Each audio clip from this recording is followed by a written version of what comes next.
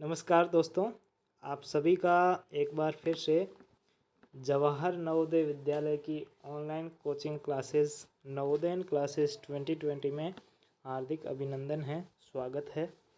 आप सभी को पता है कि आपके मैथ आईक्यू टेस्ट चल रहे थे, जिसमें से काफ़ी हमने कर लिए है और आगे आपके एग्ज़ाम तक हर दिन आएंगे। कल आज वाला मैथ टेस्ट आईक्यू टेस्ट नहीं बन पाया, कोई कल प्रॉब्लम हो गई थी लाइट की, तो नहीं आप आई थी, इसलिए आज आपका आईक्यू टेस्ट आज वाला मैथ वाला नहीं आया। कल से वापस स्टार्ट हो जाएंगे।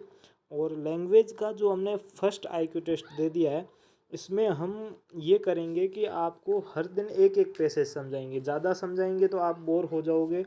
आप अपन अगर एक एक भी पैसेज करेंगे तो 40-45 लगभग इसके करीब आपको पैसेज समझा देंगे। और इतने पैसेज बहुत है, इससे ज़्यादा पैसेज की ज़रूरत भी नहीं है, तो इसलिए हमने सोचा कि एक एक पैसेज ही करेंगे। तो आपको पता है कि आईक्यू टेस्ट सीरीज़ के अंतर्गत आपका जो लैंग्वेज आईक्यू टेस्ट है, वो पहला लैंग्वेज आईक्यू टेस्ट है। और यहाँ पर आप देखोगे तो यहाँ पर ब्लैक लाइन में भी लिखा हुआ है कि अगर नवोदय विद्यालय की फ्री में कोचिंग करना चाहते हो तो यहाँ पर जो नीचे दिए गए कॉन्टैक्ट नंबर है, वहाँ पर आप संपर्क कर सकते हैं। और भी अधिक जानकारी के लिए आप हमसे बात करके पूछ सकते हैं, ठीक है। बाकी यहाँ पर जो भी हमारा ग्रुप बना हुआ है, उसमें डेली 3 मॉडल पेपर होते हैं और भी बहुत सारे टेस्ट होते हैं। क्यूज टेस्ट होता है, या आईक्यू टेस्ट वाला भी वहीं पे होता है, और भी बहुत सारे कुछ होता है, ठीक है।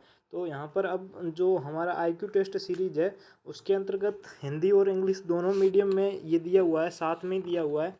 तो इसमें आज शुरू करेंगे। तो हम यहाँ पर अभी इंग्लिश मीडियम वाला देखेंगे, ठीक है। हिंदी मीडियम वाला आप समझ चुके होंगे, आपकी क्लास हो चुकी है। अभी इंग्लिश मीडियम वाला देख लेंगे। इंग्लिश मीडियम के जितने भी बच्चे हैं वो यहाँ पर ज्वाइन रहे।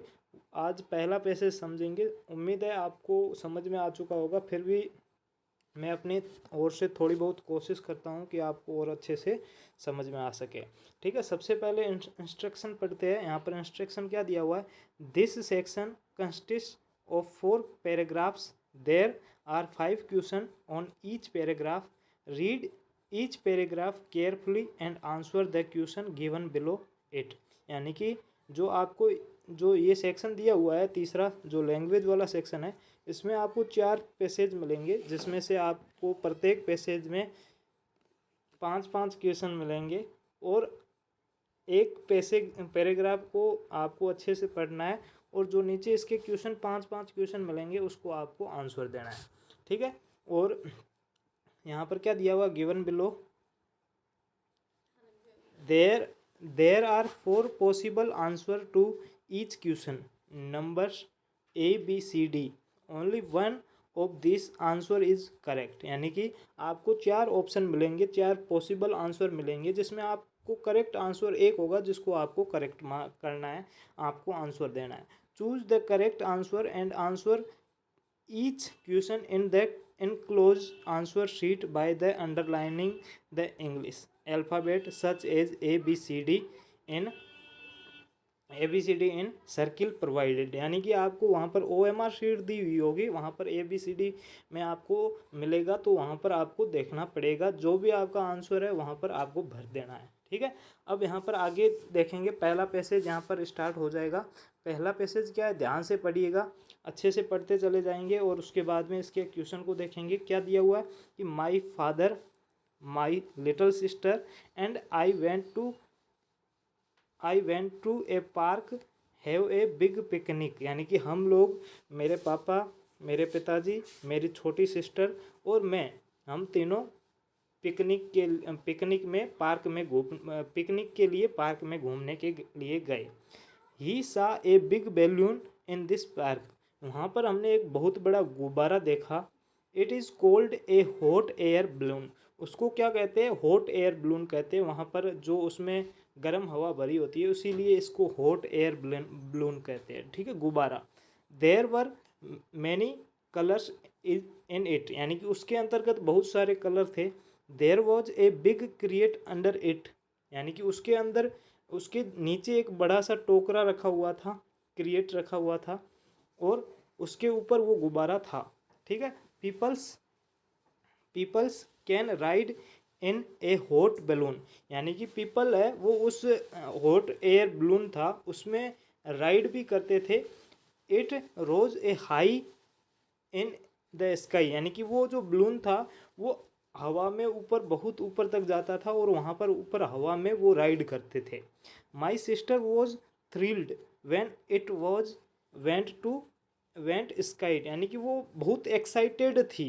किसके लिए एक्साइटेड थी? वो वहाँ जाने के लिए, मतलब कि जो वो एयर राइड करना चाहती थी उसके लिए वो बहुत एक्साइटेड थी। थ्रिल्स का मतलब होता है एक्साइटेड होना या रोमांच, मतलब कि वहाँ जाने के लिए उत्सुक होना। ठीक है, आगे देखिए। My sister want to go on a balloon ride, यानी कि माई सिस्टर, मेरी सिस्टर है, वो वहाँ जाना चाहती थी, बलून राइड करना चाहती थी।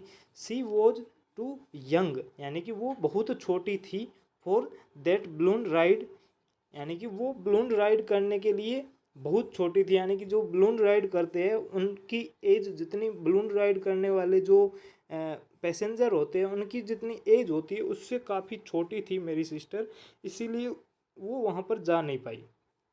देन मतलब तब उसके my father bought her a small red balloon for her play with, एक मिनट रुकना, प्ले विद, हाँ, प्ले विद, ठीक है, यानी कि वो वहाँ पर बलून राइड नहीं कर सकी, इसीलिए मेरे फादर ने उनको एक छोटा सा रेड बलून खरीद कर दिया, बाउट करके दिया। And he like the little red balloon, यानी कि उसको वो रेड बलून है वो बहुत पसंद आया और उनको उसको लाइक किया था। अब इसके क्वेश्चन है, क्वेश्चन ध्यान से देखिएगा। क्वेश्चन क्या कह रहा है? Where did the story teller see a big balloon, यानी कि जो हमें ये कहानी सुना रहा है, कहानी कौन सुना रहा है? यहाँ पर मैं सुना रहा हूँ, यानी कि जो गया था, मैं गया था, मेरे पिताजी गए थे और मेरी छोटी सिस्टर गई थी, यानी कि मैं सुना रहा हूँ। तो यहाँ पर जो स्टोरी टेलर है वो कहाँ पर, उन्होंने बिग बलून कहाँ पर देखा, बड़ा सा गुब्बारा कहाँ पर देखा? तो इन ए मार्केट, बिल्कुल नहीं, मार्केट में नहीं होगा। इन ए एट स्कूल, स्कूल में भी नहीं था। इन द पार्क, ये आपका आंसर राइट हो जाएगा। आपको पता है कि वो पिकनिक मनाने के लिए कहाँ पर गए थे? पार्क में गए थे। इन द स्टोर, स्टोर में भी गलत हो जाएगा। पैसेज के अनुसार आपका आंसर क्या हो जाएगा? According to passage, C option हो जाएगा, इन द पार्क। आगे नेक्स्ट ऑप्शन देखिएगा। नेक्स्ट ऑप्शन क्या है कि which statement is most appropriate about the balloon, यानी कि बलून के बारे में सबसे अप्रोप्रिएट, यानी कि सबसे उचित जो ऑप्शन है वो कौन सा है, उसका स्टेटमेंट कौन सा सही हो सकता है। ठीक है, a colourful balloon, a hot air balloon, a big balloon और ए स्मॉल रेड बलून। तो आपको पता है कि रेड बलून तो होगा नहीं, क्योंकि रेड बलून तो लास्ट में मेरे फादर ने मेरी छोटी सिस्टर के लिए दिया था। लेकिन एक कलरफुल, ये भी वहाँ पर पैसेज में जो वर्ड है या वाक्य आप मानोगे सेंटेंस में, यहाँ पर स्पष्ट नहीं दिया हुआ है। सेंटेंस आपको देखोगे तो यहाँ पर आपको पता चलेगा कि जो उसको, जो बलून था, बिग बलून था, उसको पार्क में था, वो उसको क्या कहते थे? This is called a hot air balloon, यानी कि उसको क्या कहते थे? हॉट एयर बलून कहते थे। तो यहाँ पर जो अपना ऑप्शन नंबर बी है वो एकदम राइट हो जाएगा। यहाँ पर बी ऑप्शन है, ए हॉट एयर बलून। ठीक है, यानी कि बी ऑप्शन है वो आपका एकदम सही हो जाएगा। जो मोस्ट अप्रोप्रिएट स्टेटमेंट है वो कौन सा होगा? ए बलून के बारे में कौन सा होगा? ए हॉट बलून, एयर बलून। ठीक है, आगे देखिए। जो तीसरा क्वेश्चन है, देखिए थर्ड क्वेश्चन, वाई कुडंट को अगर आप बड़े में देखोगे तो कुड नॉट होता है। ठीक है, कुड नॉट, जिसको अपन शॉर्टकट में कुडंट भी लिख लेते हैं, और नोट को यहाँ पर एन लगा के फिर ये हैश टी लगा देते हैं। ठीक है, तो couldn't the sister sit in the hot air balloon, यानी कि जो लिटिल सिस्टर थी वो एयर बलून में क्यों नहीं बैठ पाई? वाई? तो पहला ऑप्शन है the balloon was too small, यानी कि गुब्बारा बहुत छोटा था इसलिए नहीं बैठ पाई। सी वॉज वेरी यंग, यानी कि वो बहुत छोटी थी इसीलिए नहीं बैठ पाई। The hot air balloon was crowded, यानी कि जो हेयर हॉट बलून था वो पहले से बहुत उसमें भीड़ थी, क्राउडेड थी, भीड़ थी। He like a small red balloon, यानी कि उसको एक छोटा सा लाल बलून पसंद था, रेड बलून पसंद था। तो इसका ऑप्शन क्या हो जाएगा, ऑप्शन नंबर बी हो जाएगा। वहाँ पर हमें बताया हुआ है कि वो उसकी सिस्टर है, वो बलून राइड क्यों नहीं कर पाई, क्योंकि वो उनकी अकॉर्डिंग उनकी एज बहुत छोटी थी, वो बहुत यंग थी, मतलब यंग का मतलब छोटा यहाँ पर माना गया है, ठीक है। तो वो उस बलून में जो राइड करने वाले होते हैं उनकी तुलना में बहुत छोटी थी, इसीलिए वो वहाँ पर राइड नहीं कर पाई। नेक्स्ट क्वेश्चन देखिएगा, question number 4, why did my father bye A red balloon for girl, यानी कि माई फादर ने, मेरे फादर ने ए छोटा स्मॉल रेड बलून क्यों खरीदा, मेरी छोटी लिटिल सिस्टर के लिए क्यों खरीदा। सी वॉज क्राइंग, यानी कि लिटिल सिस्टर थी, वो रो रही थी, क्राइंग कर रही थी, तो बिल्कुल पैसेज में हमें कहीं पर भी नहीं बताया हुआ है कि वो राइड नहीं कर सकी इसलिए वो रो रही थी, बिल्कुल नहीं, ये गलत हो जाएगा। She could not take a hot ride balloon, यानी कि वो हॉट एयर बलून की राइड नहीं कर सकी, इसलिए उनके लिए एक रेड स्मॉल रेड बलून खरीदा था, बाय किया था। She was thrilled to see the red balloon, यानी कि वो मतलब कि उस छोटे से लाल बलून को देखने के लिए उत्सुक थी, थ्रिल्ड थी, रोमांचिक थी।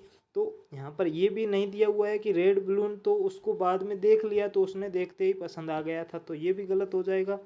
आगे क्या है, the cheapest balloon was found in their, यानी कि वहाँ पर बहुत मतलब कि सबसे सस्ता वो गुब्बारा मिल रहा था, इसीलिए उनके पापा ने वो उनको खरीद कर दिया, यानी कि सबसे चीपेस्ट यानी लो प्राइस में बलून मिल रहा था, इसीलिए उन्होंने बाय किया, परचेज किया, तो ये भी गलत है। तो इसका आंसर क्या हो जाएगा, क्योंकि वो बाइड बलून राइड में नहीं जा सकी, हॉट एयर बलून राइड में नहीं जा सकी, इसीलिए उसके फादर ने उसको एक छोटा सा स्मॉल रेड बलून बाय करके दिया, ठीक है। तो यहाँ पर चौथा ऑप्शन है वो एकदम राइट हो जाएगा।